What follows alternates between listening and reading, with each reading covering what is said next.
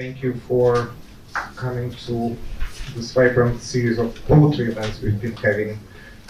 And tonight, there are actually a number of poets you see, both those who write in the Russian language and those who write in English.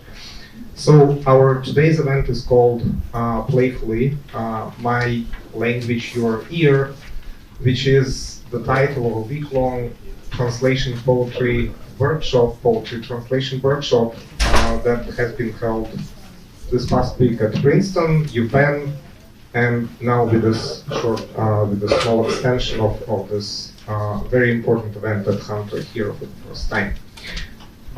Your Language, My Ear is in its third round, and it happens about every 4 years. So we are witnessing historical moment today. I won't introduce every speaker in full detail, as they of course deserve it, just to save time and let their poems speak for themselves. Let me just mention the names, so I'll start from the far end. On the far end is Dmitry Kuzmin, whom some of you could see here just a week ago, a little bit more than a week ago. So Dmitry, welcome back. Dmitry Kuzmin is someone who's been absolutely not just instrumental, but absolutely vital for the contemporary state of Russian poetry in which it is now, and he is now living in Latvia. In fact, out of the 4 poets who write in Russian, none of them happen to be actually living in Russia itself these days. So next to Kuzmin is Leonid Schwab, who lives in Jerusalem. Next to Leonid is Kevin Platt, the organizer of this event and professor of Russian at UPenn, who will, after my introductions, who will say a few words about the project. Next to Kevin is Yelena Mikhailik, who comes from Australia, where she also teaches Russian literature and translation. Yelena is also a scholar on someone that I personally work on as well, on Shalamov and Gulag narratives. Anastasia Osipova, who is a local, she teaches at NYU and holds a PhD from NYU in comparative literature, and someone whom I'm sure most of you have already seen before here and elsewhere is Matvey Nkidevich, the editor of Ugly Duckling Press, a poet translator. Alright, so what we will do is, after Kevin's introduction of the project, we will do the first part of the reading of poets, by poets who write in Russian. It's going to be a bilingual reading, of course. Then we'll take a short intermission for quick Q&As, and then we'll continue with translation of English-speaking poets into Russian, vice versa. And if we have time, we can take more questions at the end. So, Kevin, would you like to say a few words now? Sure. Just join me in welcoming our guests.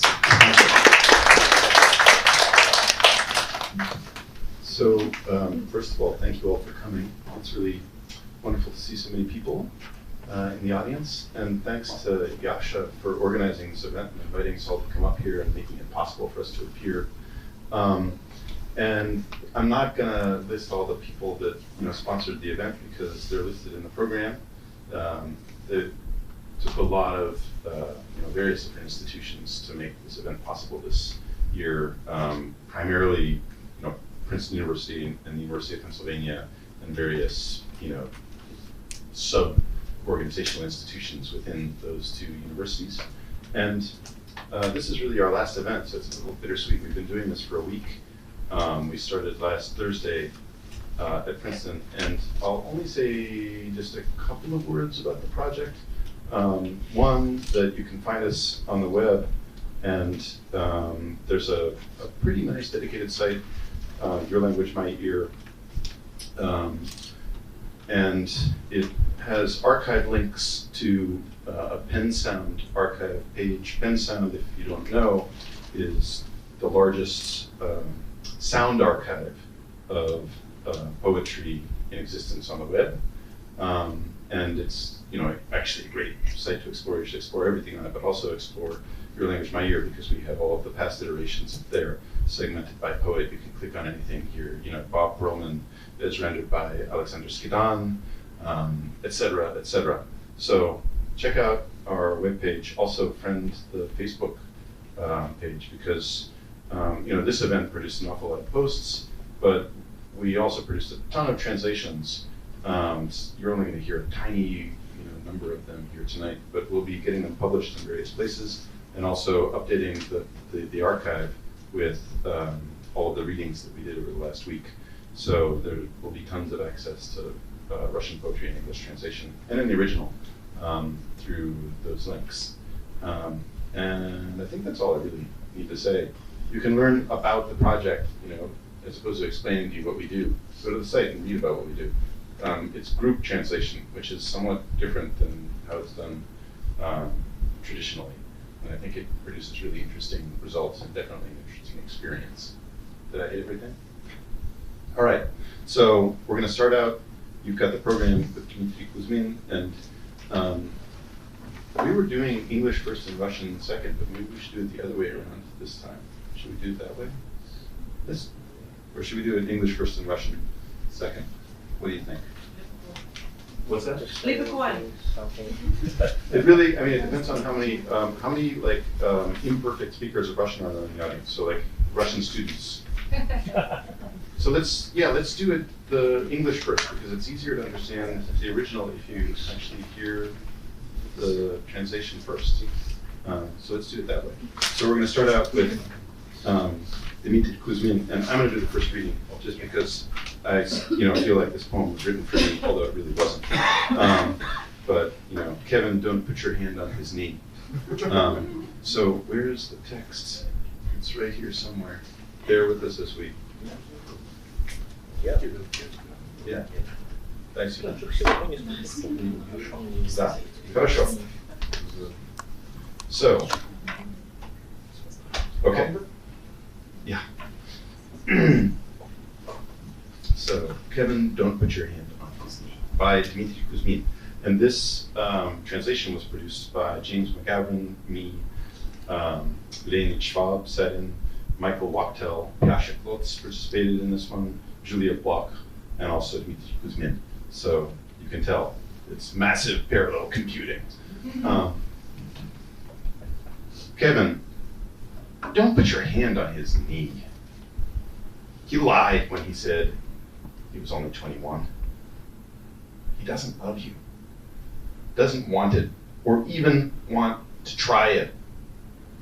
It's just cool when a star singles you out, when a star gets drunk, just like us, gets flustered and sweaty, just like us, moves in tentative, just like us, demeans himself, just like us, goes to take a piss like us, right on cue. And now his American beauty will take off, remembering how this scene can end in a pool of blood and brains. Kevin, tell him this isn't Hollywood. Here, you can even believe a bad actor. It's your call.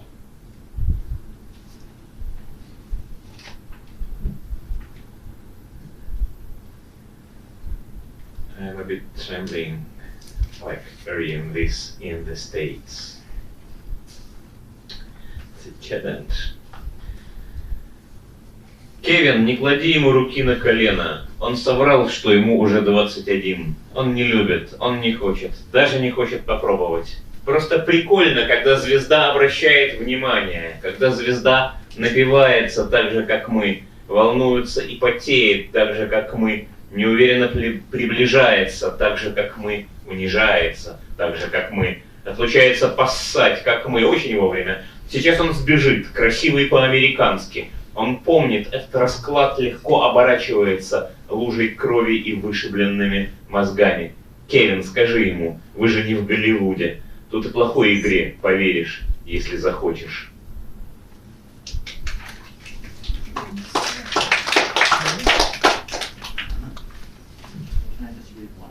I think we should do one, and then the original, and then the other. Oh, okay. Does that sound good? Yeah. I think you should do the one that Matt Day has first, because it's closer, it's the more literal. They want to do good. Okay. It's a poem by Dmitry Kuzmin. Они хотят делать хорошее дело, translated as They Want to Do Good, translated by Catherine Sipiela, Charles Bernstein, myself, Catherine O'Connor, and Fadil Khazan, in consultation with the author. They want to do good, and for themselves too, but above all for the nation, the people, for all people, but especially for us, you and me, for kindred souls, like those like themselves. Well, not quite like themselves, let's face it. Not so bright, not so bold, not so free, not free inside, not ready for anything, afraid of real challenges, not ready to pay the price, show true grit, unwilling to shut their eyes or hold their noses, only, let's face it, ready to envy those doing good, sniping behind their backs, pawing into their souls. Why ask what's in their souls? What's it to you what it cost them? What they gave for the good? How much they got for it? They did what was necessary. It's as simple as that. And did a great job. Because you can always do the good thing. Doing the good is always good.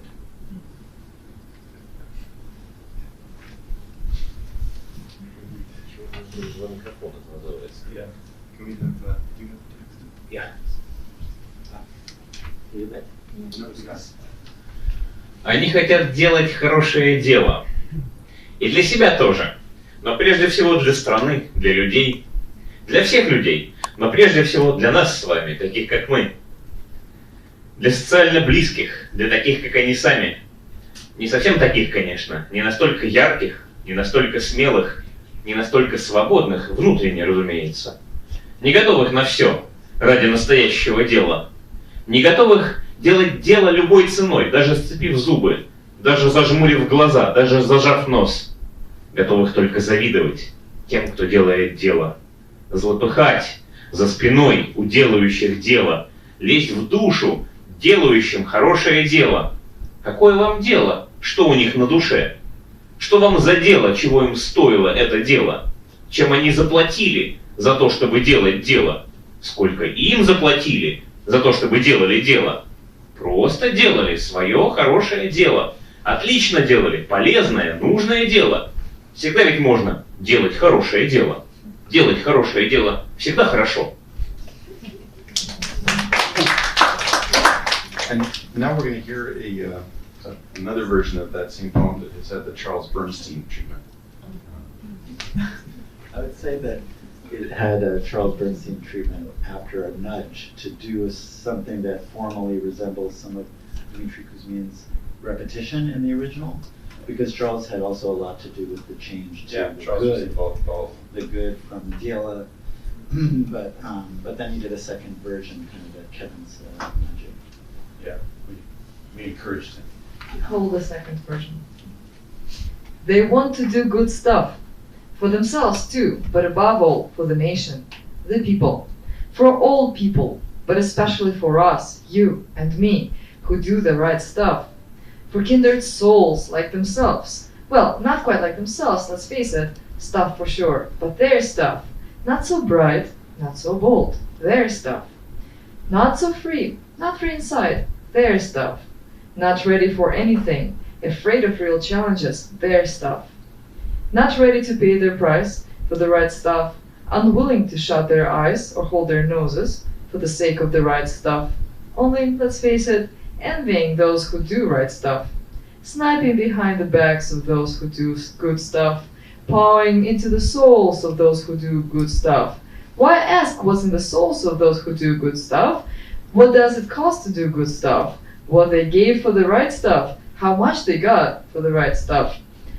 They have to do for the right stuff, and they did a great job doing the stuff, because you can always do the right stuff. Doing right is always good stuff. Okay, and now we'll have a third poem by Dmitry. This one translated by Catherine O'Connor, Catherine Sapella, Charles Bernsteinvich, and Pavel Khazan. And it's called Recent Data from a Sociological Survey. Recent data from a sociological survey. 88% of the population of my country are fascists. I'm reading this fucked up news in a subway cattle car. True, they don't survey minors, but it's hopeless with parents, teachers, and fellow travelers like these. 88's a clever number. Now you don't have to hide behind the 14's back. Of course, this is only on average, I think. In my country's parliament, it's up to probably 100%. With while at yesterday's poetry reading, maybe no more than 0.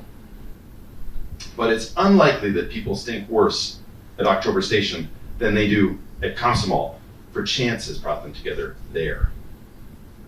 I think there are about 100 people in the car, but you can't guess who are the remaining 12. Could it be that mulatto in a white t-shirt with black Russian letters, treat others just like you want them to treat you? I can only imagine the kind of experience behind that. Or that boy in his early 20s with the violet hair, he's gotta be one. That'll get him a beating in a bad neighborhood. And that one, same age with the green-red tattoo on his shin, well, maybe not, he's too ripped. That old man further down with the 3-day stubble and military ribbons, who's reading Komsomol Pravda?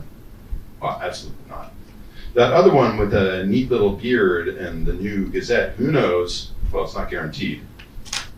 The elderly lady without makeup with a flimsy pamphlet in her hands? You can't tell. If it's recipes, there's a chance, but if it's prayers, no way. Hard to see further into the depths of the car, but someone could, of course, be masked with nothing about their clothes, their hair, or their manners to give them away. This is a useful skill. And you, Zazie, a little older now, still with straight bangs, red slacks instead of that tangerine sweater, one earring in her right ear. Watch out, don't assume people can't see you hugging a girlfriend in the crowd. Don't assume your being a minor will soften anyone, and if one of the 88 pushes the red button, the engineer can summon the Gestapo on duty to come right to the car doors at Lenin Prospect Station.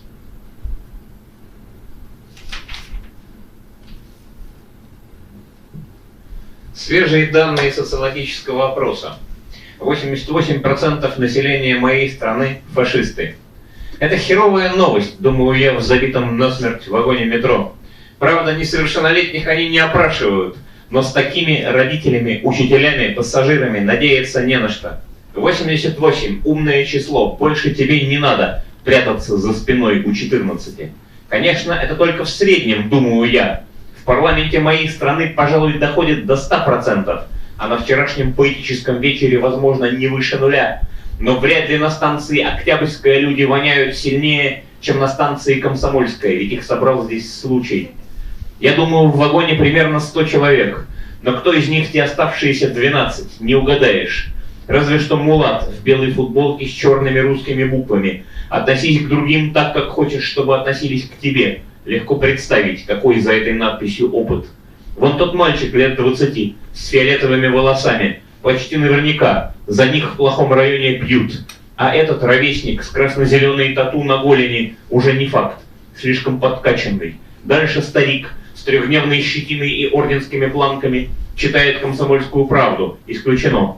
Другой с аккуратной бородкой и новой газетой. Неизвестно, не факт. Пожилая ненакрашенная дама с тощей брошюркой в руках. Не видно. Если это рецепты, то шансы есть. Если молитвы, то никакого. Дальше, вглубь вагона, не разглядеть. Но кто-то, конечно, сумел замаскироваться. Ничем, в одежде, прическе, манерах не выдать себя. Это полезный навык. И ты, Зази, подросшая, но не расставшаяся с прямой челкой, сменившая апельсиновый свитер на красные брюки, с одной сережкой в правом ухе, будь осторожна. Не думай, что в давке не видно, как ты обнимаешь подружку. Не думай, что твое несовершеннолетие кого-то смягчит. И если один из 88 доберется до кнопки связи, то машинист может вызвать прямо к дверям вагона дежурный наряд гестапо по станции Ленинский проспект.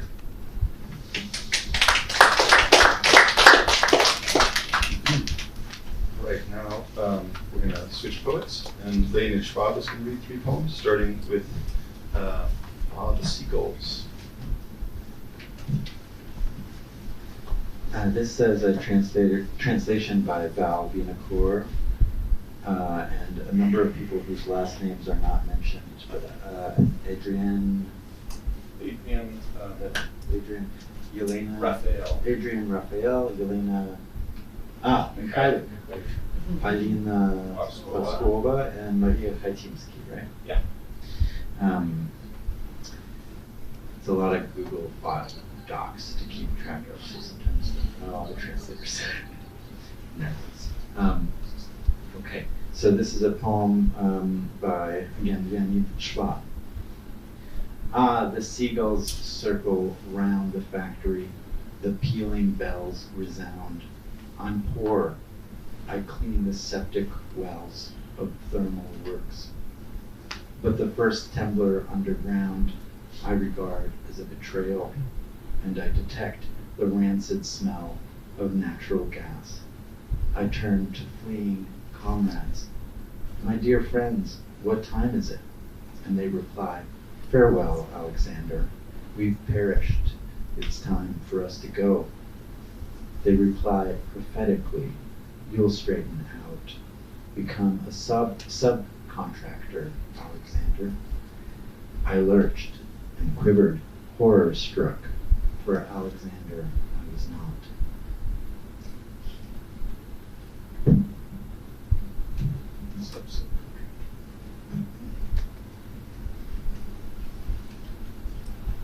Ах, чайки кружатся над фабрикой, слышится колокольный звон.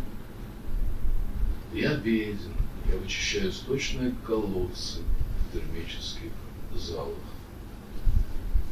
И первый подземный толчок я расцениваю как предательство.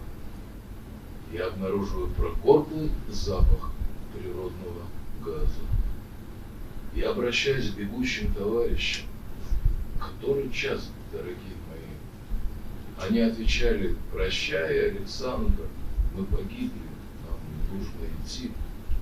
Они правительски отвечали, ты распрямишься, станешь субподрядчик, Александр. Я пританцовывал, обмирая от страха. Я не был Александром.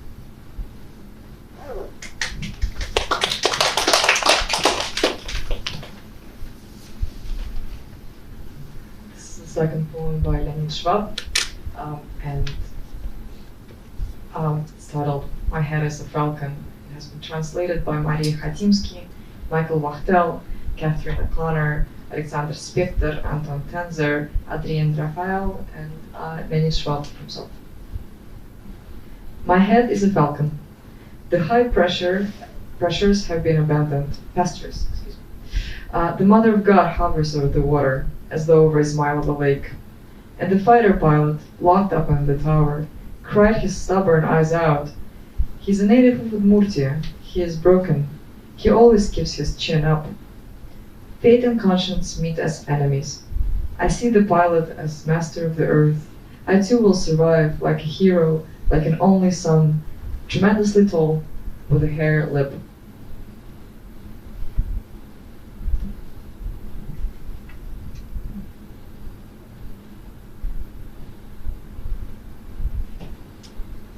Голова моя — сокол, на пастбище плоскогорных никого не осталось. Богородица летает над водою, как над Измайловским озером. И в башне запертый военный летчик выплакал упрямые глаза. Он родом из Удмуртии, он сломлен, не унывает никогда. Судьба и совесть ходят, как враги. Я вижу летчика хозяином земли, и я тоже останусь живых, как герой, как единственный сын, огромного роста, с заячьей губой.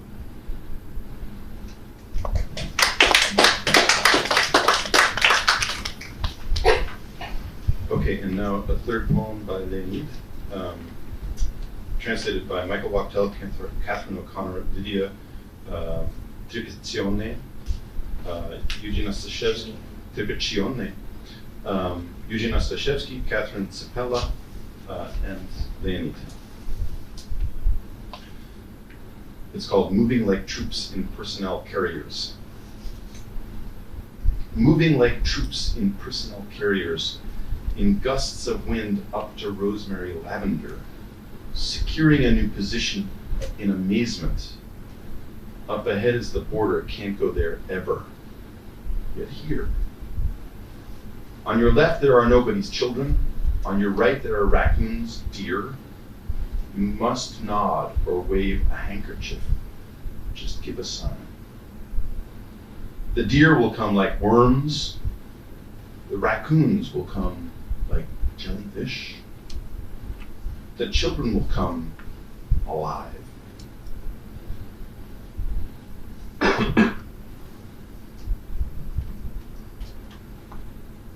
Порывами ветра, как мотопехота, перемещаясь наверх, к розмарину, к лаванде, осваиваясь на новом месте, не веря глазам. Дальше граница, куда никогда нельзя. А здесь. По левую руку нечаянные дети, по правую руку еноты, олени. Ты должен кивнуть или просто махнуть платком, только дать знак. Олени пойдут, как черви. Еноты пойдут, как медузы. Дети пойдут, как жиды.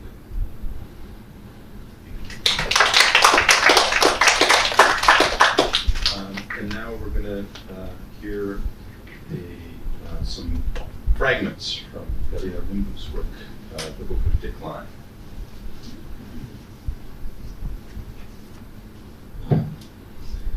Book of Decline, fragment 1. We're going to alternate.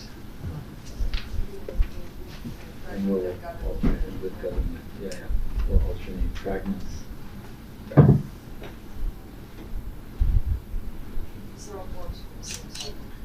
So they're fragments from the Book of Decline. Can you vodka or books? Oh, fragments of the book. The whole thing. Oh, I see. Fragments from the Book of Decline. This one is translated by Anastasia Osipova, Val Bilingual, Maria Božović, Kathy Sapiela, Nazirova. The Book of Decline has opened again, so what would its touch be like? Heavy water and heavy light, heavy skin. Down the moist road we roll across the dark continent of her body. Earth, her body was molded by two with clumsy hands, extracting substance from a special box implanted in her stomach. The night held on. We were unthinking and unspeaking when it was revealed. In rooms of imagination, we lay, crying out. The night held on. She was molded by two, with wild holes for pupils, with holes in their skulls, guiding nomadic states to unmarked fields, coffins and poisoned water. The rattling tools of language, the night holds on. We are holding something between bodies. Earth, she lies. Everything leans on everything else and uses the Book of Decline. It has opened, and the page bruises with their touch. We blindly swallow heavy water, this mute substance, so as not to perceive the way. Night thinks, and these two as well, with no sign.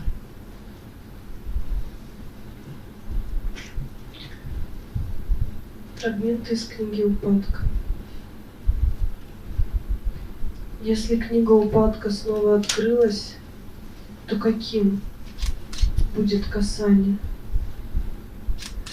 Тяжелая вода и тяжелый свет, тяжелая кожа, По влажной дороге мы катимся на черном материке ее тела. Земля. Ее тело лепили двое, корявыми руками, изымали препараты из специального бокса внутри живота. Ночь держалась. Немыслящими, не говорящими, когда открылась. В комнатах воображения лежали, вскрикивая. Ночь держалась. Лепили ее двое, с дикими дырками зрачков, с дырами в черепах, уводя состояние табор к беззначным полям. Гробы на отравленной воде, стук станков языка. Держится ночь, мы держим нечто между телами. Земля, она лжет. Все прилегает друг к другу, используя книгу упадка. Открылась, и бьют страницы, касаясь. Мы пьем слепо, тяжелый напиток, глухой препарат, чтобы не чувствовать, каким образом думает ночь. Эти двое без знака.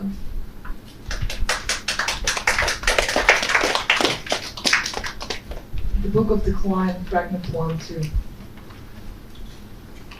The fields of suffering just barely lined and mapped by those who wait. The crowd emerges instantly, like the voice of someone looking at us, like the bond with what's nearest. Bundles of blood we carry into the world. Your body is outside, huddles close, with those two unscorched, step beyond the field. It is starting, it's just about to start. Contact, how you maintain it, extending yourself in all directions. Time, over there, the end, where the mind erupts, differences, a volcano. Поля страданий, размеченные едва теми, кто ждет. Толпа возникает внезапно, как голос того, кто смотрит на нас, как узел ближайшего. Узлы, полные крови, миру несем с собой. Твое тело снаружи вжимается с теми, кто вышел, не обгорев за пределы поля. Начинается. Начнется вот-вот. Связь, как ты ее держишь, протягиваясь всюду.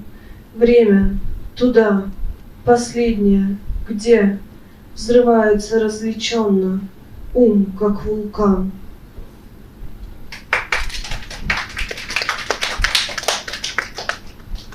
Fragment 3.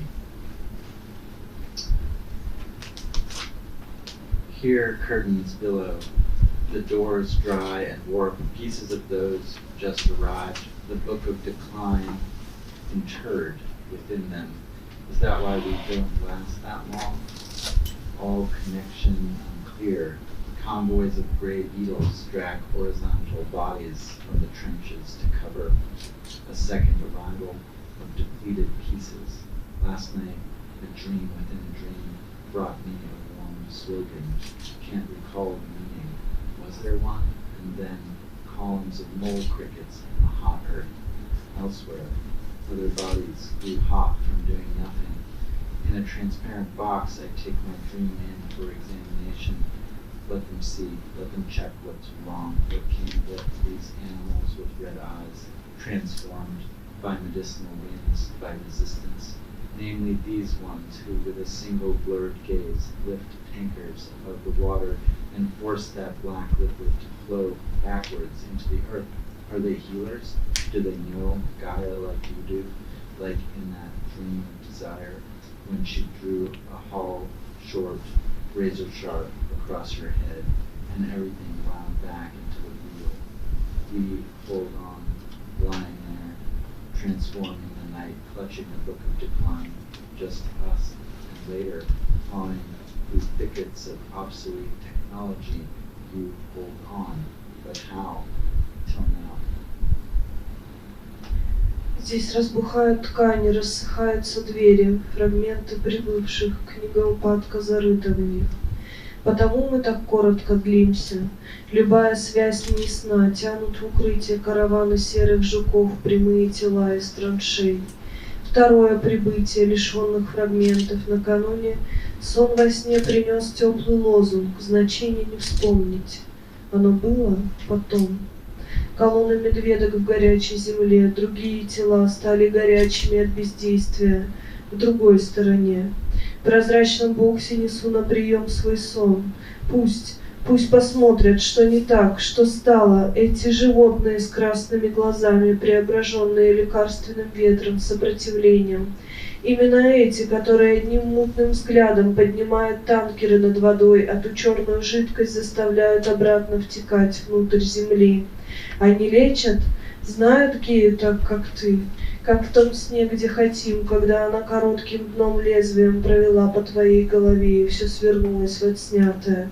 Мы держим, лежим, изменяясь, ночь, обнимая книгу упадка, только мы. И позже, пробираясь сквозь заросли техники старого образца, ты держишь. Но как? До этих пор.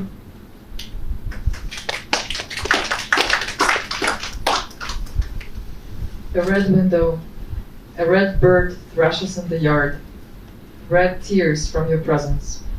A fire on the fire, what became of it?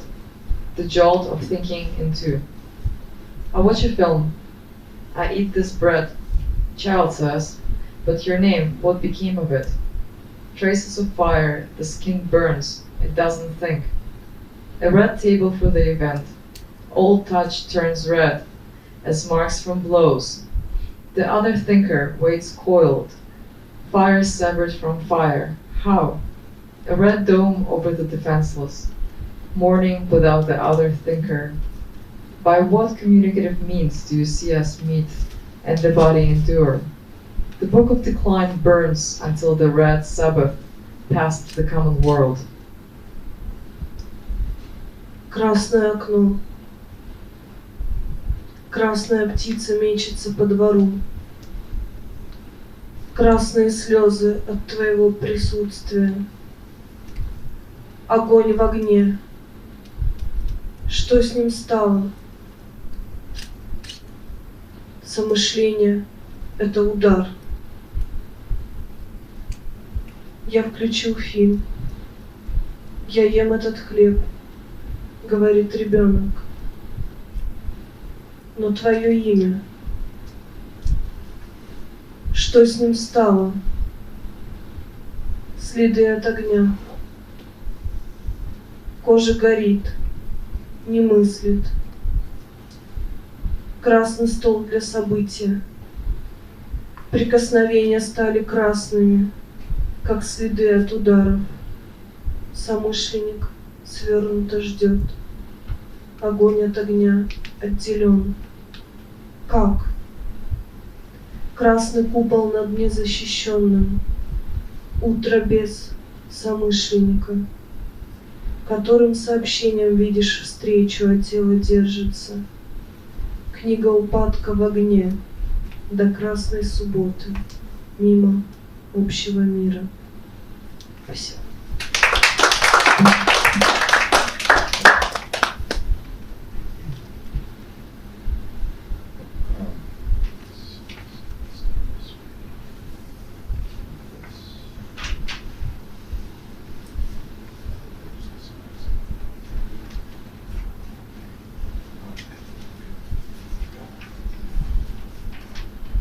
Okay, so now we're going to switch to our fourth poet, YLME and begin with the poem I'll Reply to the Outer Sea, translated by Sibyl and Forrester, Catherine Sabella, YLME, and Val Inacour.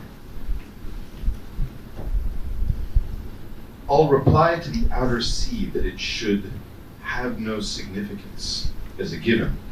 It would be of no account, eternal and unchanging, inessential, hence preordained, pre-understood.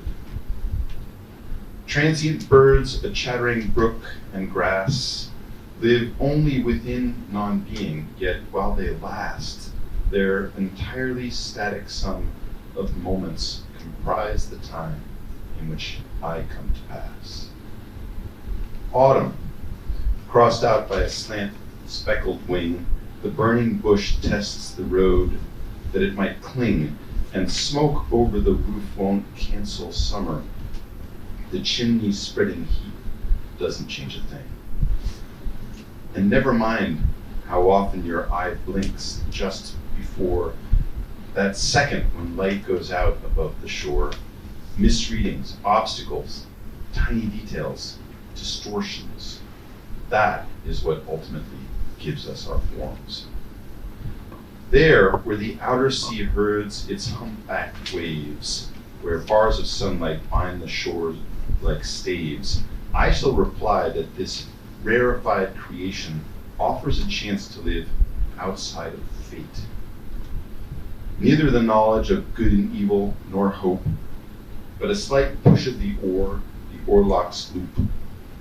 It won't be my soul that the waters come to encompass, only a diary entry of everyday scope. A roll of thunder, the usual end of the line, and the catch of the day falls back to primordial brine. It won't be my soul that the waters come to swallow, since eternity has no use for this clotting of time.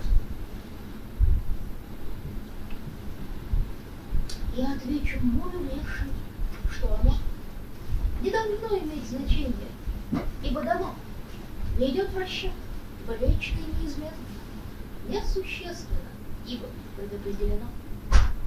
Перелетные птицы, трава, говорок ручья существуют только в границах небытия и вполне статичные суммы своих мгновений составляют время, в котором двигаюсь я. Перечеркнута осень пестрым косым крылом, пересклет дорогу пробует наизлом. Дымок над крышей не отменяет лето тем, что наполняет воздух сотни. И не важно, в который раз не номер платья, то день, когда над берегом свет погас. Разночтимые пометки, штрихи, прорехи. Это то, что в конце. Amazing pauses in the last poem that that really affected this particular listener. And when you were reading Marina's poem, it was a different poem than the translated version because of the way you read it. So my question is whether the translated versions have markings in them that when I look at it in written version, whether I see that there is a huge pause in the fragments between this first phrase and the next phrase. That's my question. Yes.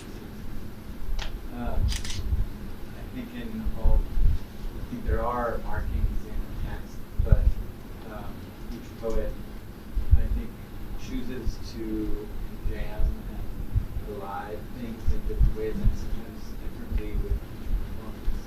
Okay. Whereas the translator may not know ahead of time, especially when we're reading the translation first, right? We may not know ahead of time how the author is going to be presenting the local patterning of that poem on that night. So we may be following the pauses, and actually I noticed also when I'm reading Galina's poem, fragments of the book of Decline,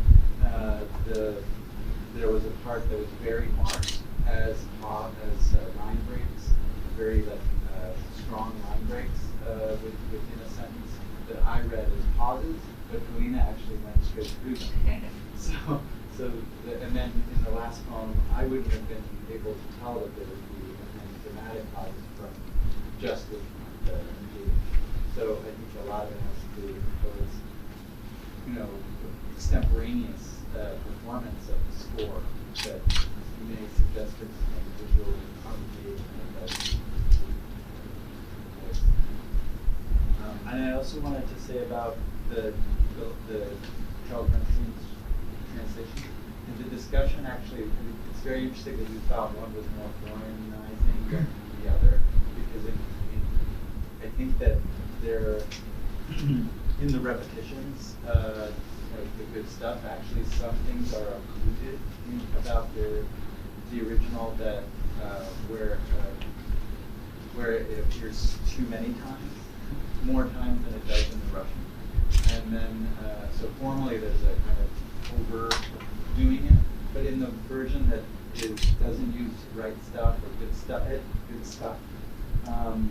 it's actually also a very transposed idea, because Charles was, and the discussion with Kathy Skilla, myself, other people, was that let's put this into not an intelligentsia Russian context, but into an American moral,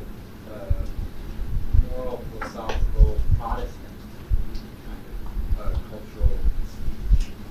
So actually it did domesticate or actually recontextualize the whole poem, and we used the idea of the good in a very particular way, and also in terms of cost and how much they got for it, what they gave for it, and sacrifice, and all of these ideas we were thinking about in terms of contemporary resurgence of those particular kind of more Christian ideas of the good, where also some people are kind of excluded from that moral space, right? Which I think was sort of a parallel to the context that Dmitry was getting at in terms of kind of against the separation. Those people aren't quite as good as us. I would just add that if you like this Polina Barskova's poem, I would highly recommend to find her own readings, recordings. I think they must be available somehow in the internet, because she is fantastic performer of her own poetry, like absolutely brilliant. There's plenty of Polina Barskova on the Your Language, My Year sound archive page. Maybe two more before we continue to the reverse contribution. In the process of translating, to what degree do you feel that you are being a poet? Like, do you feel at the end that you've written a poem?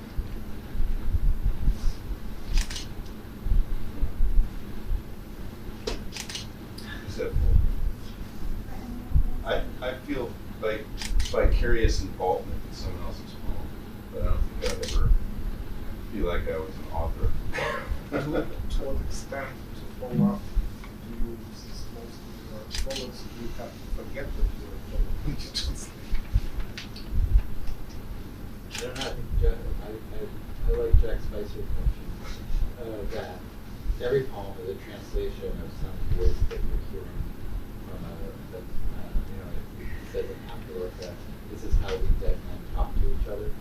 And he's talking about his first book is a translation of Lorca, but it's actually mostly his own poems that he thinks of as a translation of Lorca. And I think translating, especially actually I think in the group, it somewhat freed us up to do some unusual things at times. And at times, depending on the group and how the group theorized their approach to translation together, they might have stuck very close and made it more like a way into the reflection of the poem.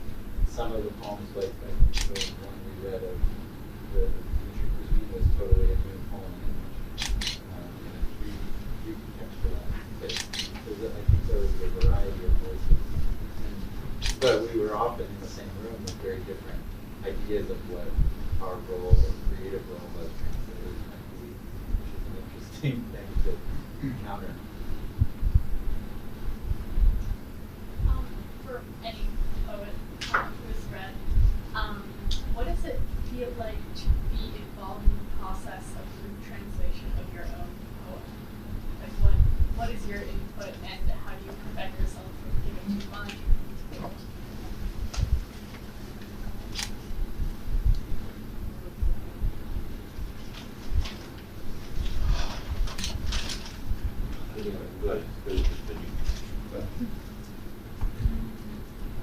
am a contaminated witness. I am a translator. I teach translation. So I will just be as compact reference material, providing information, definitions. Sometimes I would have an idea of how this might work better in English, and I would suggest that sometimes I might be unhappy with the extra overtones or maybe the reason. But I would be just a participant in the process with some extra inside information on the subject. Mikhail? You don't have a different answer to that?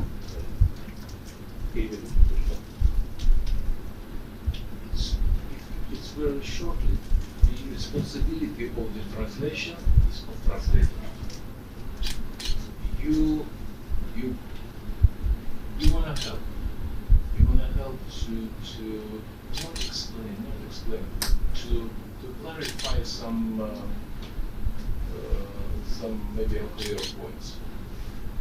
But you wipe out this. Only the instrument which goes. The responsibility is on the paper. Do you want one more question? Was there one more? Мне очень понравилось ваше стихотворение «Дело». И вот здесь настолько контекст работает, что просто абсолютно, на мой взгляд, невозможно перевести. И оба перевода абсолютно как бы идут перпендикулярно тому, что вы хотели сказать. Сам subject matter, которого вы коснулись, это уникальное в русской поэзии последнего времени и бьет в самую точку, в самый нерв сегодняшнего русского общества, мне кажется. Потрясающее стихотворение. И, конечно, надо переводить, но невозможно перевести, потому что дело это бизнес, да, а здесь речь совершенно не о бизнесе. Это не про бизнес, это контрбизнес. Это та договоренность, которая существует вне бизнеса. Потрясающе. Спасибо большое. Спасибо вам. Но дело в том, что американскому читателю ведь как бы не очень важно, как там это происходит, да? Ему важно, насколько эта история приложима к его здешнему опыту. И когда Бернстин убирает к чертовой матери все эти мои, так сказать, фигуры, да, но зато у него там появляются обороты, значит, как бы doing great job, да, или let's face it, он дважды повторял его там, да, в одном месте. Значит, он предлагает американскому читателю примерить эту ситуацию на себя. Что-то, видимо, примеряется, что-то нет. То есть идея о том, что из моих стихов американский читатель должен узнать, как там в России обстоят дела, мне кажется, мало смысла. Не, ну месседж же этот, вы этот месседж, так сказать. Нет, я месседж для тех, кто знает, да, а тут другая игра. Well, just to sum up the comment and the answer is, comment I think would boil down to the fact that none of the two possible, none of the two versions really render you can play on consumer DLA in particular, business in Russian, but poems can address to that sphere of life and to all about Yes, можно вопрос? in English. In English. Yeah. Just the question is for Galina, I'm not sure how much. Galina, you Well, understand? we can translate. Or you can ask in Russian. Окей, я спрошу по-русски, а потом переведу. Галина, мне просто интересно, насколько вы знакомы с американской поэзией последних 40 лет, и если какие-то авторы, какие-то поэты американские, которые как-то английские.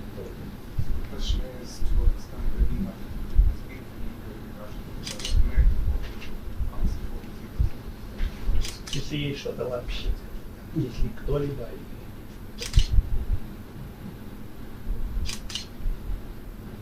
Я назову 3 имени. Роберт Крири, Майкл Палмер, Розмари Уолтроп. Окей. Спасибо. Do you want to go? Yeah, I think it's time to move on. Yeah. Okay, so now we're handed a very difficult task. On the English side of voicing poetry written by poets we know in English. So we're going to start then with Eugene Ostashevsky, an especially challenging task. This is a part of his book, one of the poems that came out. Of your own hair in one hand, as your son's head rests along the other, and you think, they never told you any of this, how your hands would never keep up.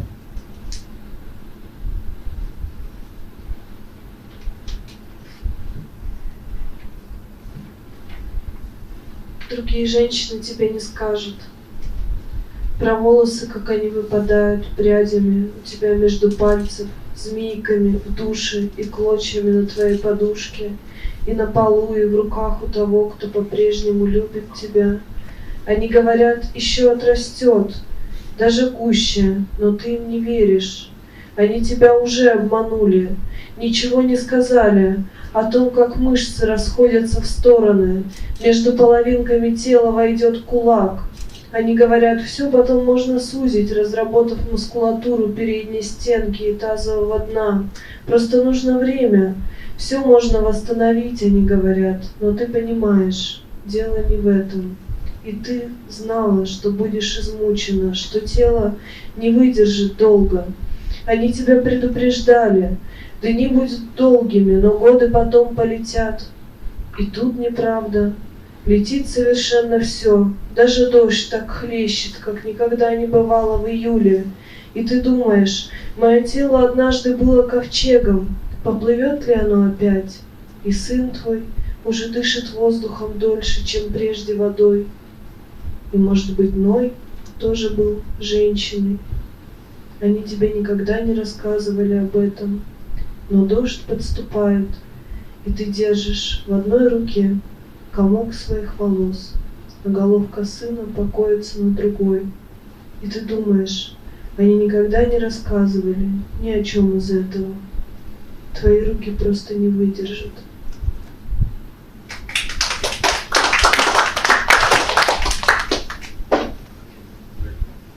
English first? Yeah. Okay. So these are, I think the next and last 2 poems will be my own.